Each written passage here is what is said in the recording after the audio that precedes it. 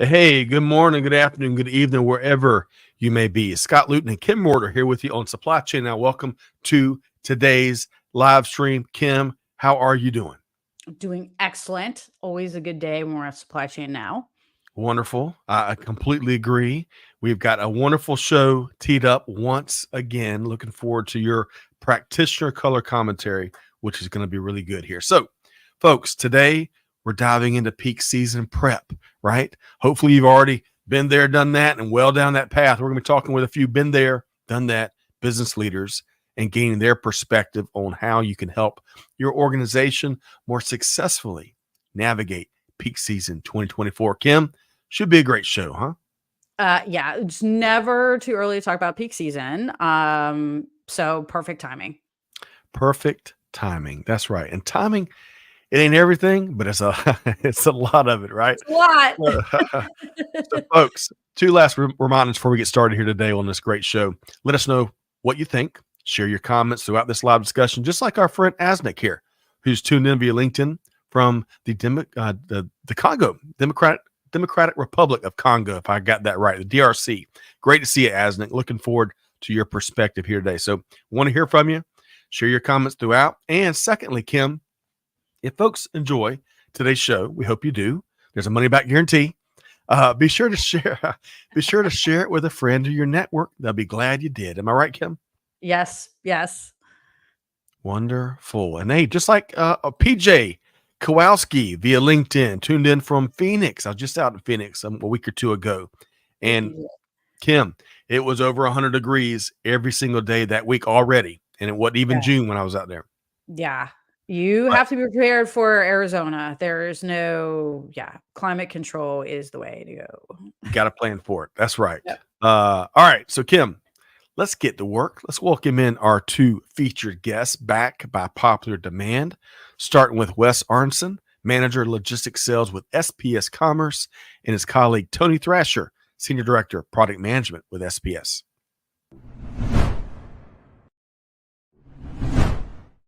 All right, Wes, how you doing? Good. How you doing, Scott? Wonderful. Great to have you back. Tony, how you doing? Good to see you all again. Doing well. You as well. Now, I really enjoyed personally, and we got a lot of feedback from across our incredibly smart global audience and community that they really enjoyed our last show, really enjoyed the interactions between Kim, Wes, and Tony. And folks, so we're bringing another installment. Got a lot of stuff to get into here today. That's speaking of our incredibly talented and smart global community. Seaham, great to see you. Love your perspective there via LinkedIn. Welcome in from Delaware. Okay, little fun warm-up question, folks. A little history for you. You know I'm a big old history nerd. On this day, did you know, on this day, June 11th, back in 1978, Texas Instruments would introduce the Speak and Spell, an electronic educational toy for kids that went on to be a really popular device in the 1980s. I think I got a little graphic for y'all. Some of y'all are like, what is a Speak and Spell? Bam, that is the Speak and Spell. That was the technology every kid wanted to get their hands on back in the day. It's been said, though, Kim, Wes, and Tony, that this device was the first ever to feature a duplication of the human voice on a single chip of silicon. My brother and I had one of these. My sister, I think, was of age too, and we wore this thing slap out. You know, we speak Southern English, so we were trying to learn how to speak proper English. But all of that, I'm from South Carolina. I can say that. All of that to say, I'd like to get each of y'all to share one of your favorite toys growing up that's inseparable from your childhood. And Tony, you're nodding your head. I know what you're thinking. You go first. All right. Favorite toys. I'm going to go action figure route. Okay. I would say kind of heyday the Teenage Mutant Ninja Turtles. So I would have had probably every variation of those action figures paired up in some type of scheme against probably Batman action figures. Oh, I love it. Leonardo. Yep. Right. Leonardo was my favorite. The swords, right? Out of the 4 mutant ninja turtles. Wes, that's going to be a tough one to top. We're starting at a good one. Wes? Yeah, hands down, it's Legos. We grew up. I got a couple of brothers. We spent a lot of time putting together things. I don't think we followed the directions. It was kind of making our own worlds out of Legos. It was a lot of fun. Oh, I love it. It is. And I tell you, Legos, since that time, hadn't they done a great job marketing and cross branding, all that stuff as they're taking over the universe? That's a good one, Wes. Mm-hmm. Kim. All right. So we got Teenage Mutant Ninja Turtles. We got Legos. What about you? All right. Well, first, just a small disclosure. I still Lego today. Yeah, it's a great stress reliever. Yeah. So I don't, as you said, Scott, Legos have come a long way. They're still going. But my favorite toy as a child would have to be my Barbie doll convertible car. Oh, man. There you go. It was beautiful, gorgeous pink. Had the little safety bar on the back just in case you rolled it. But that was my absolute favorite. We hundreds of miles with that convertible. Love it. And back in the 80s, you got about 2 miles to the gallon, I think, right? We've come a long The way, gas right? was like 50 cents, so it wasn't so That's bad. That's so true, man. All right. I love the flashbacks. Kim, Wes, and Tony. We got to have a whole series dedicated A whole thing about that. Seriously. One more. Amanda says, hey, I love my Fisher Price kitchen and Cabbage Patch dolls. It had all the food sets so I could feed my Cabbage Patch babies. My poor younger brother got suckered into playing with me all the time. I love that. And Tim said, now Tim, we're with in the pre-show. Tim says, WWF action figures, of course, Worldwide Wrestling Federation. I think I had the full wrestling ring and attachments like a full cage for cage matches. Oh, I love that, Tim. Oh, aren't we all glad they didn't have all the digital video and yes, back in the day. Okay. Well, thank y'all, Kim, Wes, Tony, Amanda, Tim, all of those out there for playing along. We got a lot of good stuff to get into here today.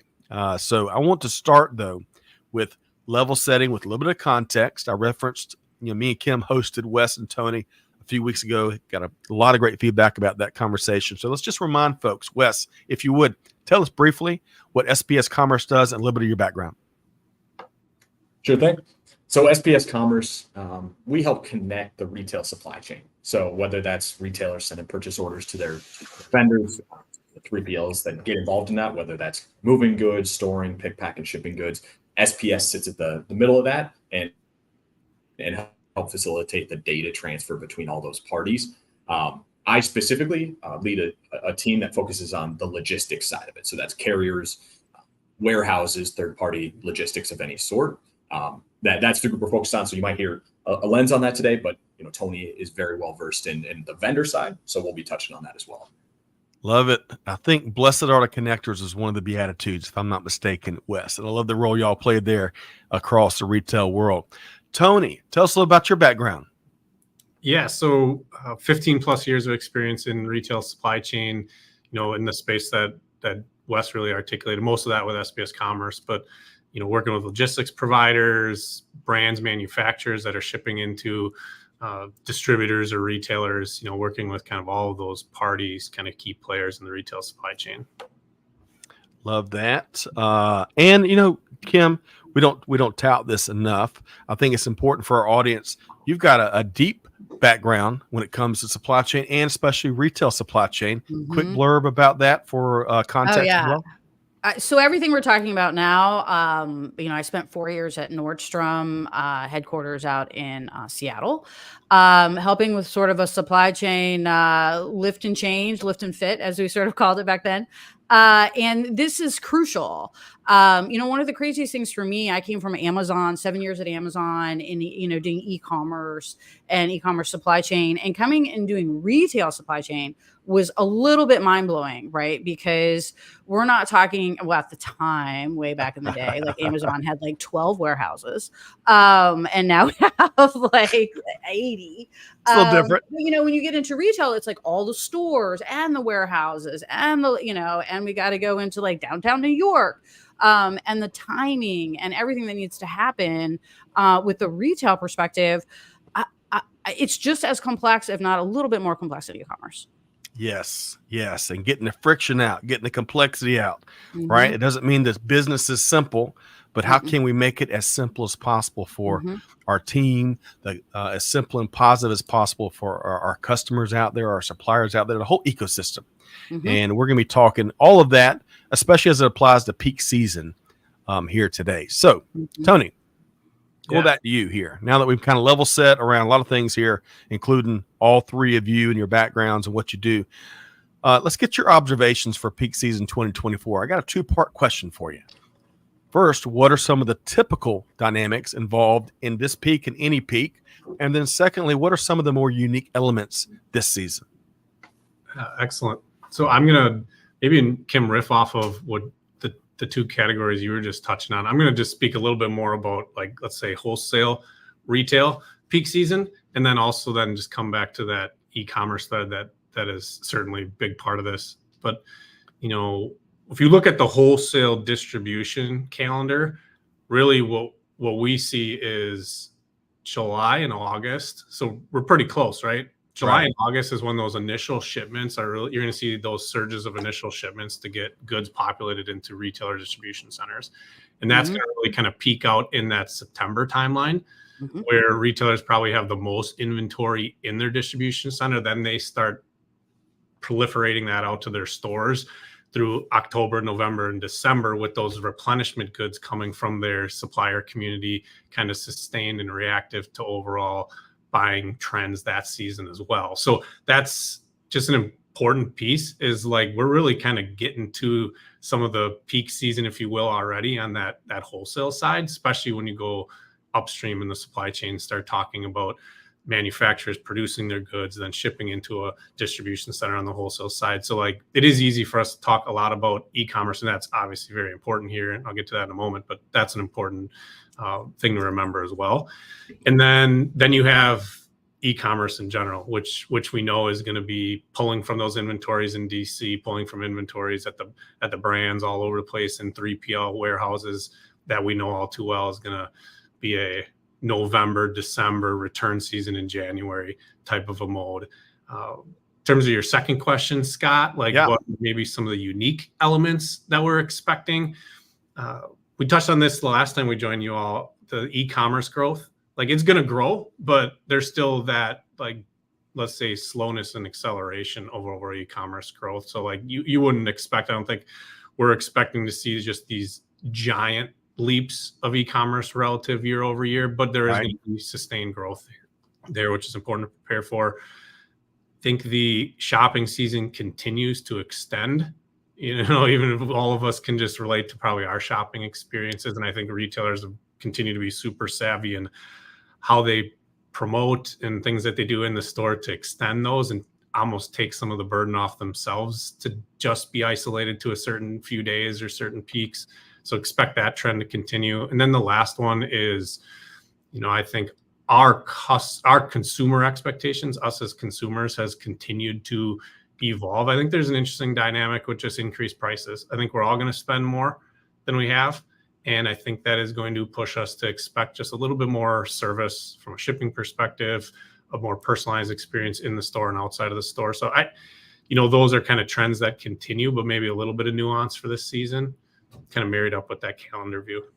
Tony, I appreciate that. 2 quick points before I go to Kim for her take on what you're sharing there. Inflation is at 3%, I believe, last count, and we wanted at 2% at least here in the States. So we'll see the continued, hopefully, good work of getting that down so we don't pay more, or at least not as much. And then secondly, excuse me, fighting this cold toughly, fighting a good fight. But Tony, we want to avoid what you've got to your left, right? And those empty shelves, right? We want the product on the shelves when the customer is ready to make that transaction. Mm-hmm. So, Kim, anything you want to add about those peak season unique and traditional dynamics that Tony was talking about? I think it's going to be an interesting season. What I'm hearing out in the market is that consumers are going back to stores. They want to have that experience. They are not necessarily spending money in stores, but they're going to stores. They're checking stuff out. So, and most of them are then making a purchase online later or making a purchase while they're in the store online for a variety of reasons. Don't have my size, whatever it is. So I think, even more like omnichannel has been a big topic for, 10, 15 years now, especially for big retailers. Yep. I think we're just going to continue to see more complexity around that. that, because one of the things that helped with omnichannel was that the store presence was down, right? So customers weren't expecting so much out of the stores. It was more like an online play. But now as customers are swinging back, they're going to expect that full experience in a retail location. The tolerance for, oh, we only have these two sizes is continuing to kind of drop. So that puts a lot of pressure on inventory management, 3PL management, predictability, distribution of inventory. So I think that it's just going to become more and more complex as consumers want it all everywhere. Want it all everywhere. Don't we all want that? Because we're all consumers, practitioners, but certainly consumers as well. Good stuff there, Kim. Okay, want to keep driving here. Wes, I'm going to turn to you. We want to really dive in on this next segment of our conversation here today and gain you and Tony's and Kim's expertise and experience to help business leaders out there better navigate, more successfully navigate this upcoming peak season. So Wes, let's start with what measures can you take to maintain service quality, which is really important, meeting those customer expectations, even when the demand is high? Wes? Yeah, I think like we talked about earlier, it starts long ahead of any peak season. And it really boils down to, I think, peak season puts a magnifying glass in whatever you're doing. We, like Tony talked about, we see the volumes, we see kind of random spikes that maybe in the past we didn't see off peak season due to maybe trends or just sales. So I think we talked about this last time a lot. It comes down to automation, at least from our perspective, because there's just only so many people you can throw at a problem in peak season and be able to get through it. I've heard stories of that from folks I've worked with where they had a much bigger Q4 than they projected, or they had a peak earlier than they expected. They didn't have what they needed to support that. And that just created a ton of troubles with retailers because they didn't meet the requirements, and suddenly they're seeing chargebacks. They're seeing a lot of things. So to me, it's automation. It's spending time early in the season, running simulations, running, tests to see, can we keep up with capacity if we were to get up, to a certain level. Tony can speak to this more, but we do the same thing from a data perspective. We're pushing data through our network at a level that is far above what we expect to see, because we want to make sure that everything's in place and there's not something we're going to run into later in the year. So it's spending the time early, even if it's, maybe above and beyond what you expect, but to ensure that no matter what happens, you're prepared. You're not caught off guard, trying to find people that you can just quick get in from temp. It's how can we support as much of this as possible with the people who really know our operation. Love that, Wes. Let's see here. Automation, getting out ahead, lots of simulations, not just throwing a lot of folks at it. We got to lean into technology, doing things differently.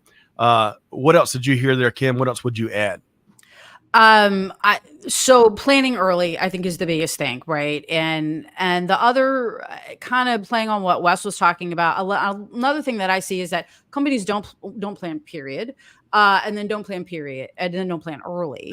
And then they get in trouble. And exactly what Wes just said, then all of a sudden they're running around. They're like, oh my God, what do we do? So first and foremost, you should have a set peak metrics that you measure, right? Inbound, open POs. What do we have on our inbound? What are we expecting? Stow, it's not just about getting it in the door. We got to get it into a sellable location. And then, of course, is the outbound stuff. And every good company should have a set level, a set number of 3PLs, or a set 3PL metric that are a metric that they measure at peak season all the time. And they're looking at it all the time. And what I see is that companies don't do that. Yeah. And then when it does hit the fan, they're like, well, we don't know where to get it. Nobody's looking at it. And then all of a sudden around, I don't know, Thanksgiving, generally, there's some big epiphany because we finally did look at the data and we're like, oh crap. We forgot. So plan early and then define your metrics that you want to use for your peak seasons. Yeah, to be totally honest, you should be using them all year long, but if you want to do it around peak season, and use them consistently all the time. Yeah. And Kim, share them with all of your suppliers and make sure they understand how they're being measured. That'd be a great idea, right? Right. Here's our expectations. Here's what we need from you this year. Yeah. Right. Mm-hmm. All right. So Tony, before I move to the next question, anything we've covered a lot of ground just in this one question with Wes. Anything you want to add in, Tony, before I move to the next one? No, I like those concepts, completely agree with it. It's taking the time, and we from a calendar perspective, it's the folks that do this well have a rhythm immediately exiting last peak season. Exactly. So, like to your point, prepare, have a plan, make sure you have the right plan at the right time too, so you have enough time to react to that plan or what you learned from the last season too. So we might be a little late for that this year, but obviously if that's not something you're doing, you should be earmarking that for January, February, March next year. That's right. Hey, while you're working on peak season this year, right? To your point, Tony, we're already where we are. We can't change that, but make track those observations you're learning in year. So your next 2025 conversation, as you really get it to Wes's point, get out ahead of it, you can apply it early next year. And as Wes said, basically paraphrasing, spend time early so you can enjoy the time you spend later in the year, right? Because you're more successful. Hey, a couple quick observations really quick here. Seaham, thank goodness stores are coming back. I'm with you, Seaham. Although I'm starting to see some mixed data there, so we'll see. Keep our finger on the pulse there. Michael Quinn from Ann Arbor, Michigan. Go Blue. Hey, I think we got some fellow Wolverines fans somewhere around here. And Nicole, greetings from California via LinkedIn. Nicole, let us know where you're tuned in from. I bet it's gorgeous out there in California. Okay, next question. We're going to stick with you for a second. How do you balance this ongoing balance? I tell you what, it just goes with the territory. How do you balance the need to meet increased demand, what we're talking about a second ago, with maintaining operational efficiency and cost effectiveness? And by the way, Tony, before you answer, I was looking at data earlier this week from a survey of 375 procurement executives. And guess what their number one priority is for the first time in 3 years? Cutting costs. So, Tony, how do you find that balance? I think it starts with that first piece, which is understanding where you're expecting that increase of demand to come from. Right. So you have, to use our third-party warehouse kind of centering here on the conversation, your demand is going to come from your customers, and then their demand is going to come from the end consumer, the retailer, the grocer, et cetera, who are their customers. So really understanding that, and concept that we hear so often from, you touched on this, Kim, that all of these kind of players in the retail supply chain are up against, is that concept around inventory allocation. So as a third-party warehouse, understanding your customers' allocation strategy and where their priorities and demand are going to come from is extremely important. Because obviously you want to do the operational efficiencies, the cost cutting, but still meeting that demand appropriately, right? And that's going to kind of feed into your prioritization in the next couple of months as you're getting ready, last minute preparation. But I think that is the really good 3PL third-party warehouses that I know Wes and I speak with on a regular basis obsess over their customers' business as if it's their own. And they know their customers' strategies and allocation strategies with inventory, what they're trying to get out of the upcoming seasons, as well, sometimes, if not better than most of the people at that particular customer's business. So it's just a really important point there. I love it, Tony. And to put it in highly scientific terms, know the things, right? Know where the demand's coming from. Wes, I think you got an example maybe to Tony's response there to share. Yeah, I think one of the things that's interesting, and we've seen over the years. So like I've been here almost 10 years. When I started walking through warehouses, it was just racking and boxes, especially in the 3PL space, the third-party warehouse space. Certainly if you're a manufacturer, you've had automation for years, but increasingly there's been more and more focus on automation as we look at how do I increase my service levels, get more product out the door. We see more and more automation in areas where it didn't make sense before, because as a third-party warehouse, I got to be prepared for anybody who walks through the door, whatever product they want me to ship. And that means there's certain types of automation that don't work because I don't know exactly the size of the product. I don't know the shape. I don't know the requirements because I don't make those requirements. My customer does. But more and more, we're starting to see some of the robotics options be flexible enough to be able to handle sort of anything that is thrown at it. There's some more complex sortation, ASRS, starting to see more and more of that bubble into these third-party warehouses that I think is going to make a big impact on this when we talk about how do you scale up without scaling up cost. So whether that's robotics as a service, something that you start to hear more and more where, hey, I can take on, some robots during peak that, yes, there's a cost, but it's not the same as traditional manual labor. And be able to scale more efficiently as long as you're building the operation correctly to support those robotics. And again, in advance, going back to what we talked about earlier. Yep. Kim, your thoughts there? I'm everything that Tony said, basically. I've been in so many positions where we've actually gotten the 3PL on the phone, finally with the right people in the company, like the actual buyers, right? And then all of a sudden there's like all these light bulbs that come on. And the 3PL is in many cases educating them on how to manage their inventory in the physical sense, right? It's not just spreadsheets and what's going to sell through the store, but hey, there's a reality here of we're not going to be able to handle 1,040 footers or sweaters. So we need to think about this differently. So I would always encourage 3PLs. You are the experts in the industry. You really should take opportunities to educate your customer. It will make everybody's life better.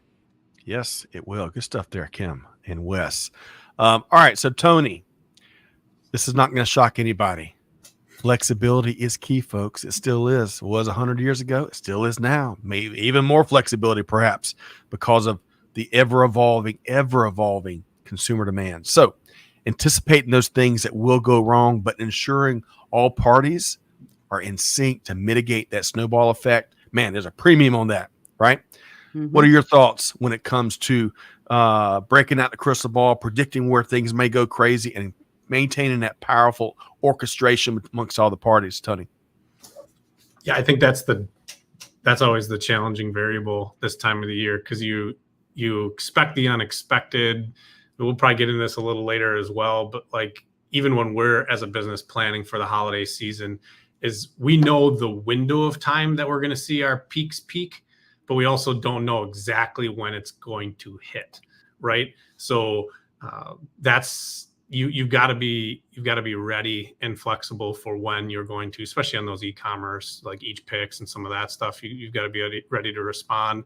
And then that continued transparency. We talked about the transparency through the plan with your customer, but that transparency through the season, like weekly check-ins, how are things going, anything that you're seeing on your side.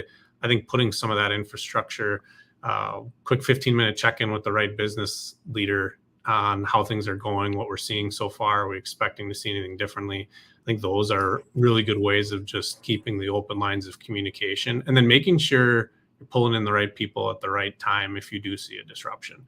Yes. That's where having those trusted partners, your brand working with 3PL, maybe you have multiple 3PLs, maybe you're working with a technology provider like SPS Commerce and stuff can go bump in the night there. So making sure you're bringing in the right parties when the unexpected does happen as well for remedy.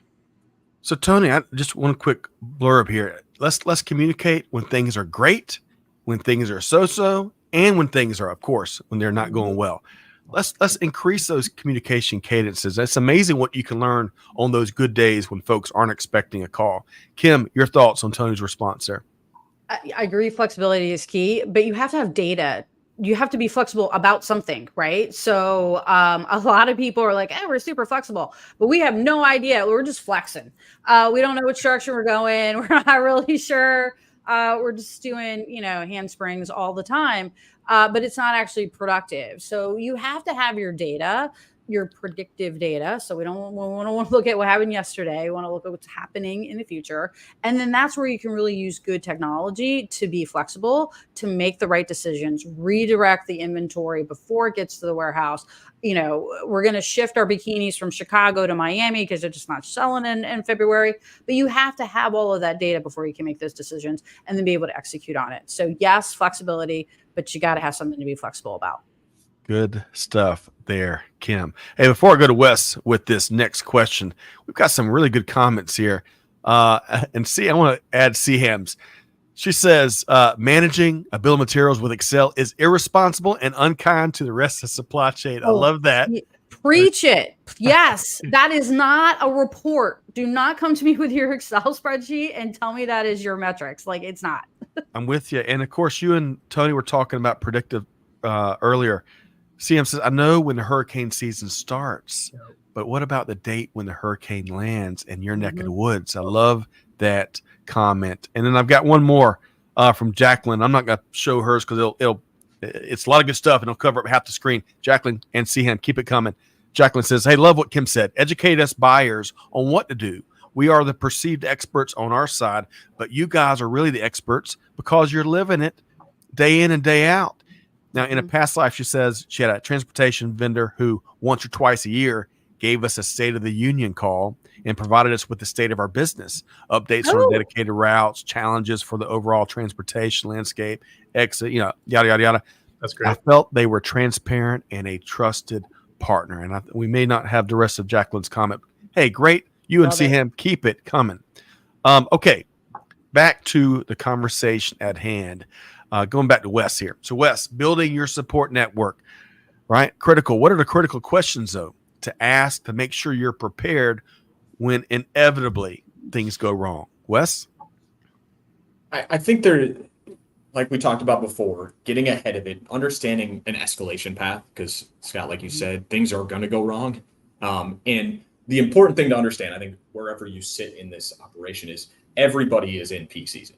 So there's nobody who's sitting around waiting for your call. You know, we're in peak season, your WMS providers in their peak season, the brand is, the retailer. So you really have to have that set beforehand, because everybody's getting pulled in a lot of different directions. And if you don't understand, hey, if I need something right away, where do I go? That has to be done well in advance, because, you know, everybody's fighting a lot of fires, and you have to be able to manage that, because every vendor's a little different. There's no set path for how you escalate. And I think that's important to understand. That's a call or a conversation prior to the busy season. And then, Scott, to your point, the questions asked, it's like, who are the key people? What are the preferred methods? When that first one doesn't work, where do I go next? And then ultimately, what are the downstream effects of what I'm dealing with, and how do I communicate that to ensure the accurate, appropriate level of effort is put onto this problem?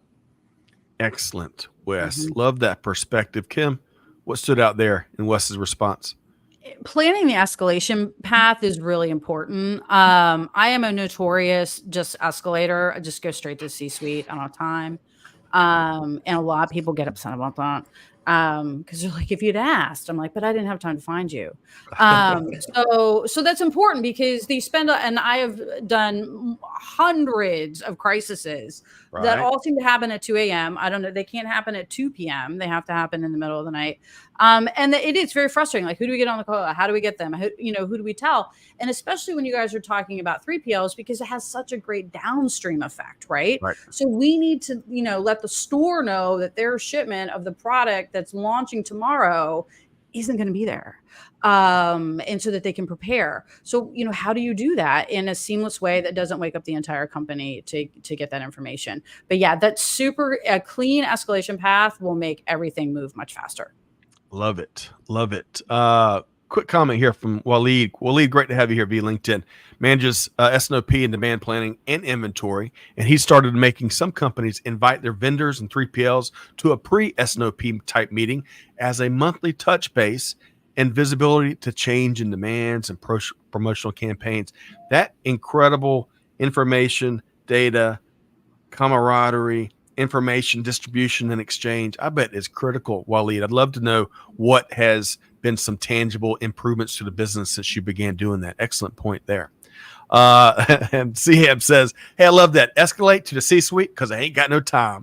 Amen to that, Kim. All right. Good stuff here. All right. So, Tony, let's see here. We've been talking about data throughout the conversation. We talked about, of course, last time we had the 1-2 punch that is Tony and Wes here with us. So obviously it begs the question, how can you leverage data analytics to forecast demand and optimize resource allocation, because they are finite? And Tony, I got a graphic when you're ready. Yeah, excellent. And you can go in and Scott, just pull it up right away. So all right. I'll speak to this a little bit. this gets to, Kim, I think you've mentioned this or alluded to this a couple of times. Like if you look at this year over year, and this is just a kind of demonstration of what we see as a business, which is a really good diversity of industries and product categories and fulfillment models, ship to DC for cross-docking purposes, bulk, and also a lot of e-commerce that's in here as well. And you can see that it's quite a few similarities year over year. And it's understanding the nuances inside of each of those months and weeks. And what we do as a business is we look at, and our team has gotten so good at this over the years, tons of confidence in our ability, because obviously we go through peak season, like Wes was saying too, just like everybody else. Right. Is we know where our peaks at, like the high water mark in any given 15-minute window, for example, in terms of orders or shipments flowing through our network. We don't know when that's going to hit. So we'll run simulations to make sure that we can hit those peak of the peaks. And I think that type of preparation is transferable to everyone's business in their own way, where again, like we have a high degree of confidence that it's probably going to happen in the month of November and probably down to the week that it's going to happen, but we don't know if it's going to be Cyber Monday at 8 a.m. Eastern time or Black Friday at, whatever. So I think leveraging the data and what you've learned from your business or what your partners, like a 3PL, if you're a brand, have learned from their business to make sure you're prepared is a really important thing to do. And then, Waleed, I really like where you're going to is for your customers that are sophisticated in their demand planning, that's another data point that you should be plugging into this as well. That can contribute to what you're assuming will be your year over year growth or your growth in your overall peak. So I just think, take the time with that data and then use that for your preparation. Excellent point, Tony. I love your perspective. Kim, what would you add to that? And Kim, do you have any graphics I need to be aware of, Kim? I don't have any graphics available, but I will work on that. Yes, data is huge. And if there's one piece of data that I would, if people were like, hey, there's one thing that we're going to look at, your PO data. Yeah. And it's the one thing that nobody looks at, right? Especially in logistics. Once it starts moving, they start to kind of get plugged into it and they're like, oh, it's moving. We care now. No, you need to care when that PO is written because that tells you what's coming 6 months, 3 months, 12 months down the road. A good PO will have a no later than ship date. They'll have an expected delivery date. Like all of that data is there to tell you. And that is your buying team's way of saying, here are expectations of you without us telling you what they are. So it is available to you. So PO. Always look at PO data. I love that. Love that. And speaking of, Jacqueline says, I want Kim on my team, but I would be scared if she was on another team. Let's see. HR would disagree with you on that one. I'm going to tell you right now. Cham says, first, don't kill over learning predictive analytics. Monte Carlo is so useful, but I need a whole bunch more practice. Hey, practice makes things perfect. Sure. We all, and I'll tell you, we have so many opportunities, kind of to your point, Kim. There's so much data out there across our organizations that I think many folks are still learning how to use. And of course we need, we only have so many data scientists, right? The rest of us are slowly earning our way. Well, I'm never going to earn the data scientist label, but we're slowly earning our way to becoming data super competitors. How about that? Some fast. All right. So Tony, quick follow-up question. We asked Wes earlier about some key questions to ask, right? But for you, Tony, what should we be asking ourselves and our customers when it comes to lead times and, of course, visibility? Kim, I've like your PO thing. I love that so much because it's where my mind goes with this question is the type of purchase order we're talking about makes a big difference here, right? Like to your point, you've got that big wholesale order. Maybe you even know the plan for the entire year, so you can plan out those lead times versus a e-commerce order that just came through as a sales order, and you're balancing that as a part of your overall inventory allocation strategy. So when the best kind of prep sessions, and we always say like this time of the year for us is an extremely busy time for our onboarding side of our business, as well as obviously non-reflective of our customers onboarding. They're getting that new retailer up and ready to go, or that new sales channel up and ready to go. And they're obviously juggling the prioritization inside of their business on what comes when. I think that really is dictated by when that first purchase order is coming and what the lead time is for me to be prepared on that first purchase order. And those things are going to change, but being really kind of conscious of the fact that every relationship has a nuance based on the type of purchase order, sales orders, and the shipping methods that I'm doing. But yeah, I really like where you went with that, Kim, on the purchase order front, because I think that leads exactly into this lead time and preparation lens. Yes. Every relationship has its own set of nuances, as Tony said. Maybe not peanut butter and jelly. That's pretty straightforward these days. Not much nuance there, but that is not the world of global supply chain. Kim, anything you want to add as it relates to Tony's response there? The PO is the secret sauce. Like, I'm just going to tell people right now. Like, I preach it constantly. I've done it. I've built entire import supply chains around starting with PO. Everybody thinks I'm crazy. You don't need to think this far in advance. But let me tell you, if you want a 99% plus pre-clearance and full flow of your inventory, you're going to have to do it. And you can get 99% plus if you do it that way. But, as far as asking your customers in a lead time, like, what are their expectations? And I think another thing that we don't talk to our customers about, especially in the retail space and even in e-commerce, is what are your holiday sales plans? When are you going to start? Are you doing any special events? One of the examples, a company I worked with previously, we were doing a big launch for Beyonce when she was doing her Ivy workout wear. Beyonce, Beyonce, Super Bowl commercial. Y'all saw that, surely, right? Beyonce. Sorry. It was my favorite one, Kim. Beyonce AI. Anyway, go ahead. Sorry. I was probably too busy doing something else, but anyway, so there's this huge launch around Beyonce, workout gear. The logistics behind that were outrageous to make sure that happened. And it was the last thing everybody talked about, right? So nobody really talked about, outside of having inventory to show on a shelf, there wasn't a lot of conversation about, like, how are we going to support this from the warehouses, the 3PLs, what are the expectations? So I think, especially coming into peak season, what are your plans? When are you going to start? Are you having Black Friday? Are you having Cyber Monday? What are you doing? Because that there's going to be demand around that. And then another little sort of industry secret is that your logistics and transportation department for your customer, they're negotiating space with the carriers.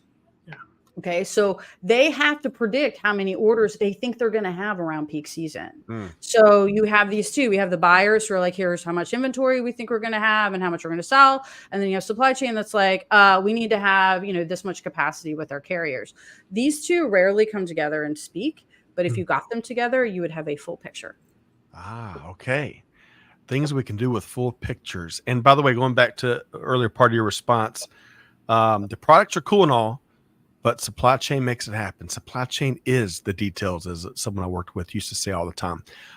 Wes, let's dial it in. We've really enjoyed a ton of great conversation. I want to dial it in to how SPS is partnering today to deliver this. With a lot of these things we're talking about all rolls up into a highly streamlined and successful customer experience. How's SPS making that happen, Wes?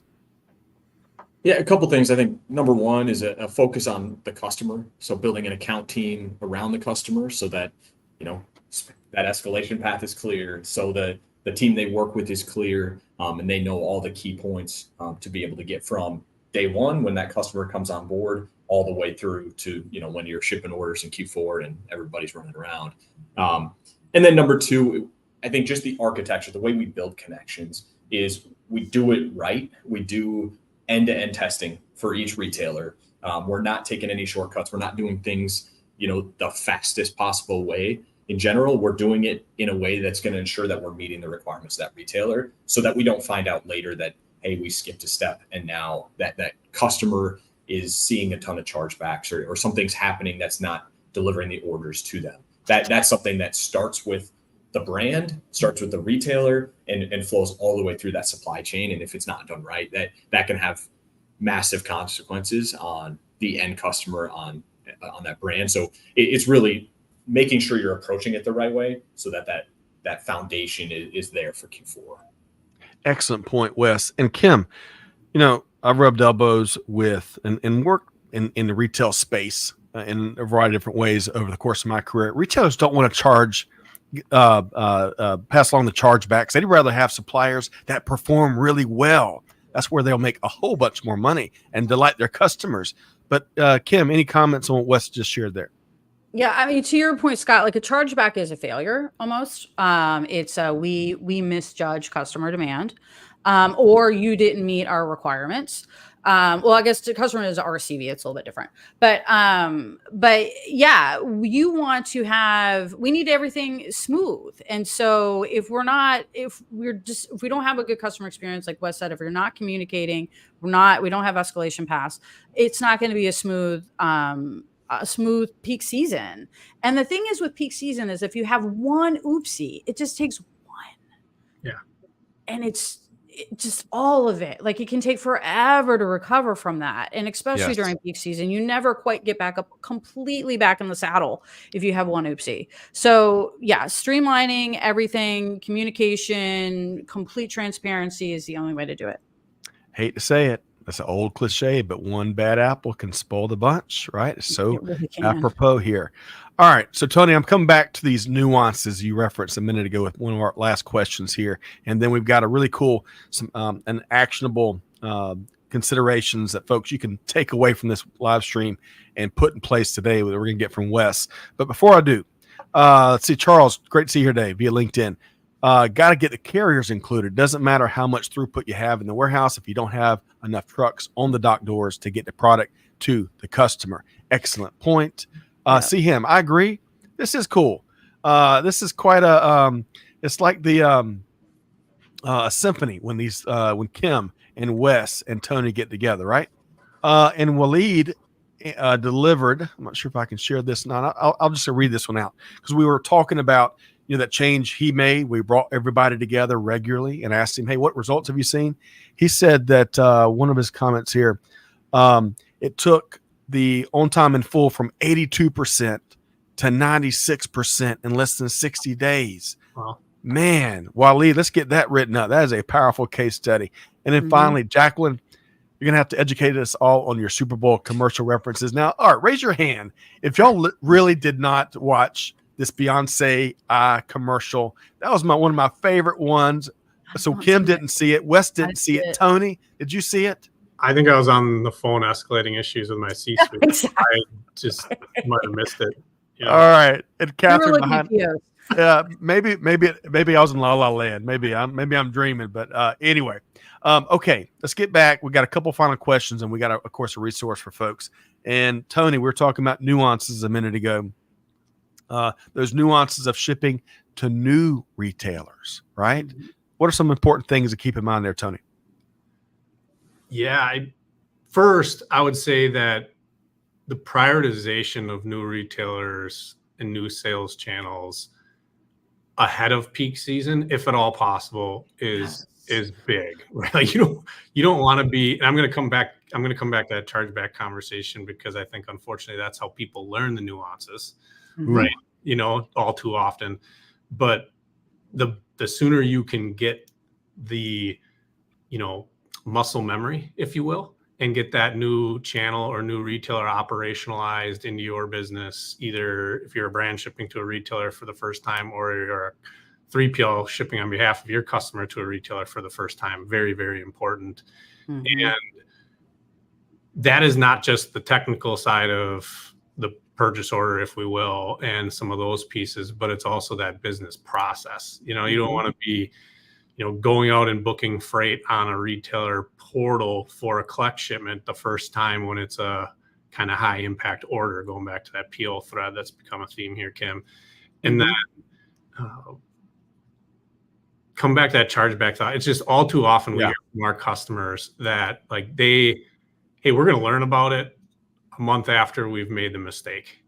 And what would be the absolute worst time to learn of a nuance through a chargeback? Peak season. Spend the prep up front and then still insulate yourself if at all possible with actually going through the strokes of doing a shipping for a new channel for the first time before you get into that, heart of shipping to a DC in September or shipping drop ship on behalf of a retailer come November. So hopefully thoughts there. And there's those nuances. You got to understand them, operationalize them. Most of our big 3PLs do that up front. Yes. And then they've got that all the way attached to the pick, pack, and ship process through their WMS instrumented. So that's just an important thing to have flushed out.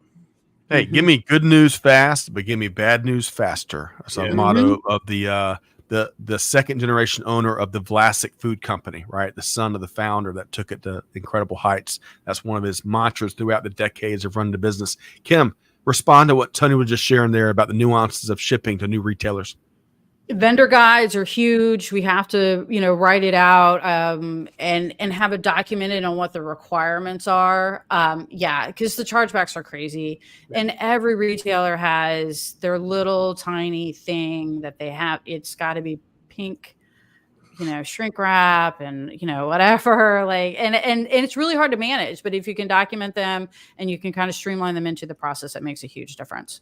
Yes, standardization and implementing standardization. So the whole team knows, the process knows, and we can hopefully automate and apply technology to make it easy to hit all of those specs each and every time. Okay, we've got to get into, right before we let Wes and Tony and Kim go, we wrap this episode, there's a couple final questions. I want to start with this. Wes, I love simple but proven action plans. So what would you say about some activities folks can take throughout the year that are truly necessary to complete, to really set yourself up for a successful peak season in Q4 in the year? Yeah, I think it starts real early. You start in January, right? It coming out of y'all catch Q1. That theme? Yeah, and it's all circular and it's all it all moves. But I think you spend Q1 looking at, hey, what did we do well? What did we not do well? You're signing on new customers. People who maybe had a bad experience in Q4 with their current provider. Maybe they're anticipating growth. They're looking, but we see a lot of activity there in Q1. And then I think really looking at gaps in technology. Where can we fill some gaps? How can we help facilitate more growth next year? You focus on what can I do? Then you move into Q2 and Q3. You're onboarding those clients that hopefully you signed on during Q1. You're bringing on that technology. You're finalizing those evaluations. You're kicking off the implementation. Really getting into those activities that help drive it. You have to be done with those early enough, like Tony said, to be able to support that Q4 growth in the peak season, and then finally Q4, you're executing. There's not a lot of time. It's really, let's document what doesn't go well so that we remember once the fog of Q4 lifts. We can have ideas, but you're not going to make a ton of changes in Q4. And then I think the thing that makes this challenging for logistics companies is you're doing all of this while shipping out a ton of orders, because there's no slow season. There's no time when you're just sitting around waiting. It's constant. You saw the graph Tony shared. It's big in Q4, but we see even last year, you saw in the middle of the year, just that yellow line, you see a kind of a jump throughout the middle, kind of normally slower season. So there's always a ton of activity. You've got to juggle that with making the right investments, making the right decisions so that when Q4 comes around, you're prepared. Excellent, Wes. And really quick, his first suggestion there, folks, don't make assumptions that you think what went well and what didn't go. Have those conversations. Don't mail in those postmortem conversations in Q1 to reflect on everything that transpired in Q4. I'm telling you, lean into what Wes, Tony, and Kim are talking about, and like Waleed is talking about. Bring people into the room and really have a meaningful conversation. That's where big time outcomes can come out of those powerful learning opportunities. Kim, really quick, you want to pick up one of those actionable items that Wes shared? Anything you heard there? So back to the early thing, adding new vendors. One, it's helpful if, in Q1, you can get an idea of how many new vendors or new retailers you may, what are your business goals? What is that? How much are we planning to expand? And then you're prepared for that. Onboarding new retailers. It's not, I would love, as a person who does this stuff all the time, I would love for it to be a flip of a switch and we're good. It normally takes like 6 to 8 weeks to kind of get everything running. And so you have to plan ahead. And so that would be my biggest thing, when I worked at Amazon, I ran inbound and outbound. We were in peak season from August to like December 25th. And so don't add people in November. That all needs to be done in June. Love it. Act early, act early, act early. And 3 other tips: plan. Good stuff there, Kim and Wes and Tony. Hey, we got Kim's key takeaways a little bit early. You're always early and in full. Kim, I love it. All right. So really quick, Wes and Tony, let's make sure I've got a resource I'm going to share with folks, a cool landing page that will dive deeper into a lot of things we're talking about and some of the cool things SPS is doing. But Wes, how can folks connect with you? Yeah, you can reach out on LinkedIn. Had a couple people reach out after our last conversation, had some good discussions. So feel free to reach out. Awesome. Whether you're talking retail supply chain or 3PL stuff or Lego tips, you can get maybe the plans of how to build a Death Star with Legos from Wes. You never know what you're going to get. Tony, same question. How can folks connect with you? Definitely the same. Connect on LinkedIn, reach out with a message. Always interested to talk supply chain, learn from other folks' experience. So don't be a stranger. Awesome. Y'all connect with Wes and Tony. And hey, connect with Kim Reuter on LinkedIn as well. Good stuff there. Always enjoy her perspective. Hey, Kim, let's share this resource from Wes, Tony, and the team here, folks. If you want to learn more about how 3PLs in particular can accelerate time to revenue with Wes, Tony, and the SPS gang, hey, check out this link. And I love this comment here from Rob with Whitebox. If you want to hear what other 3PLs are saying, going back to what we're talking about, knowing the retailer's requirements and ensuring that our shipments would always meet these needs was critical to Whitebox. SPS knows what is needed, keeps their system current, and makes testing easy. Testing and setup easy. And don't we need more easy in our supply chains, Kim? Don't we need more easy, huh? We need a lot more easy. Man, and all of our people deserve more easy and less friction as they work hard, do their job each and every day. Okay, folks, we also dropped that link. You can check that out. I was just talking about the page where you can learn more. Got the link right there. Talk about easy, one click away. Thank you, Amanda and Catherine behind the scenes. Folks, make sure you connect with Wes and Tony, both from SPS Commerce. Wes Arentson, thanks for being here. Thank you. Always a pleasure. Tony Thrasher, great to have you here today. Likewise. Thank you, Scott. Thank you, Kim. Thank you. You bet. Kim Reuter, really enjoyed your perspective as always today. Thanks for being here. Yep. And all of you, what's that, Kim? I said I love being here. Well, we love having you. We really enjoy these conversations. Folks, I know we couldn't hit everybody's comment here today. Thanks for, bringing your lunch and diving into the conversation, sharing so much. We look forward to hopefully having some post-event conversations. But here's the trick. Not the trick. Here's the challenge. No tricks. Here's a challenge. Y'all got to take something that Wes or Tony or Kim shared here today. Going back to, we got to make things easier. We got to change how business is done. 99.999% of our team members want to do world-class jobs, right? And we got to enable them and empower them to do just that. And there's a lot of great been there, done that suggestions in this conversation. So take just one thing, at least, folks, put it in action. Your team is ready to make it happen. And on that note, on behalf of everyone here at Supply Chain Now, Scott Luton challenging you to do good, to give forward, to be the change that's needed. And we'll see you next time right back here at Supply Chain Now. Thanks, everybody.